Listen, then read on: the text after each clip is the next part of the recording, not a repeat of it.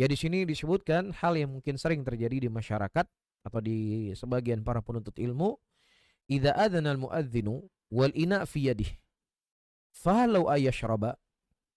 Jadi ketika muadzin mengumandangkan adzan dan adzan yang dikumandangkan itu adalah pada waktu yang tepat, sementara masih ada bejana minuman di tangannya. Iya, atau masih ada makanan di tangannya. Apakah boleh dia melanjutkan makanan yang ada di tangannya tersebut atau dia harus berhenti ketika dikumandangkan adzan?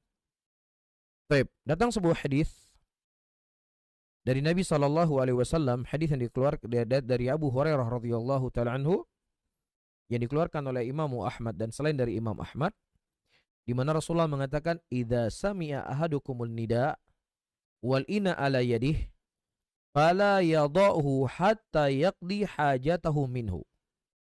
Apabila salah seorang di antara kalian mendengar suara adzan dan bejana air itu masih ada di tangan kalian, maka jangan kalian letakkan bejana air kalian, ya maksudnya jangan kalian tinggalkan, tetap kalian lanjut.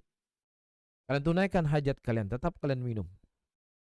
Baik. Nah, dari hadis ini sebagian para ulama mereka ya menjadikan pokok ya bolehnya seseorang untuk melanjutkan minuman yang apabila minuman itu masih berada di tangannya. Dia lanjut walaupun muadzin sudah mengumandangkan adzan. Nah, adapun hadis Rasulullah sallallahu alaihi wasallam, "Inna Bilalan yu'adzinu fil lail, kulu washrabu hatta yu'adzinu Abdullah ibnu Ummi Maktum." Baik. Bilal itu mengumandangkan adzan di malam hari. Dan makan dan minumlah kalian sampai Abdullah ibnu Ummi Maktum mengumandangkan adzan. Jadi batas akhir seseorang itu boleh makan dan minum ketika dikumandangkan adzan yang kedua. Di situ dia berakhir. Iya. Nah, mereka mengkompromi di antara hadis yang saya baca tadi dan hadis yang kedua yang saya baca. Hadis yang pertama tadi kita baca, dia lanjutkan walau ketika masih ada bejana di tangannya, itulah bentuk takhsis, pengkhususan, bimakna ketika masih ada makanan di tangannya dan muadzin masih mengumandangkan adzan, dia lanjut. Tapi kalau seandainya tidak ada bejana di tangan, tidak ada minuman di tangannya dan muadzin mengumandangkan adzan, dia tidak boleh lagi minum. Jadi syaratnya ketika ada gelas di tangannya boleh dia lanjut walaupun muadzin sudah mengumandangkan adzan. Ini pendapat sebagian para ulama yang mensahihkan hadis ini. Namun sebagian para ulama yang lainnya mereka melemahkan hadis yang kita baca tadi. Kalau kalian mendengar seorang muadzin mengumandangkan adzan, maka silakan kalian melanjutkan minum tersebut. Ya, hadis ini dianggap hadis yang berpenyakit. Ya, sebagaimana disebutkan oleh Ibnu Abi Hatim rahimahullah dalam kitab ilalnya beliau dari dua jalan. Ya, dan juga disebutkan oleh Syekh Mukbil rahimahullah dalam hadis muallah bahwa ini hadis-hadis yang berpenyakit. Fal hadis lam yathbut kama tarah. Ya. Nah, mualliful kitab Syekh Zaid Al-Usabi hafizahullah taala, beliau memandang bahwasanya hadis ini tidak sahih. Baik. Faman sami'a nida wa ya'lam anna al-mu'adzin mutaharrin lil waqt fala yajuz lahu ay yata'ata syai'an min al-muftirat.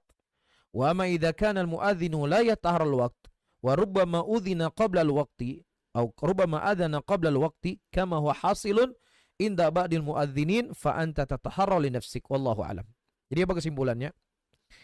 Kesimpulan ulama yang mereka melemahkan hadis tersebut sebagaimana yang telah kita sebutkan di atas tadi, maka siapa yang seseorang mendengar adzan dalam keadaan bejana itu masih ada di tangannya dan dia mengetahui bahwasannya muadzin itu adalah orang yang benar-benar teliti dari waktu adzan, maka tidak boleh untuk dia melakukan apa saja yang bisa membatalkan puasanya.